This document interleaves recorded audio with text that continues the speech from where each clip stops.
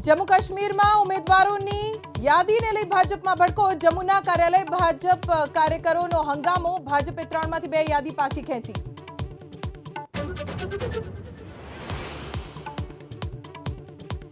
खेडूत आंदोलन पर कंगना रनौतना निवेदन पर भाजपे दर्शावी असहमति। भाजपे आपी चेतवणी, भविष्य में आवा निवेदन न आपे कंगना।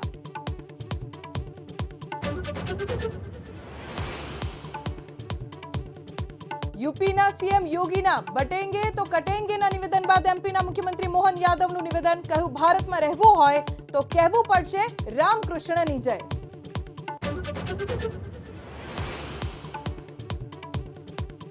કોલકાતા નિર્ભયા કાંડમાં નવો વિડિયો સામે આવ્યો। પુરાવા નષ્ટ કરવાની શંકા વધુ ઘેરાઈ। ક્રાઇમ સીન પર ભીડમાં જોવા મળ્યા સંદીપ ઘોષ અને તેમના સાથી।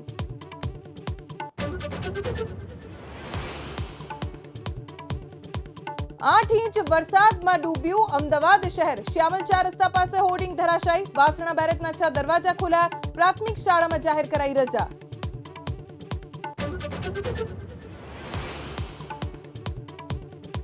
द्वारका डाकोर और शामळाजी में श्रीकृष्ण जन्मोत्सव काउंटडाउन शुरू। डाकोर में चालू वरसादे भक्तों की भीड़ उमटी तो शामळाजी में मटकी फोड़ कार्यक्रम योजायो।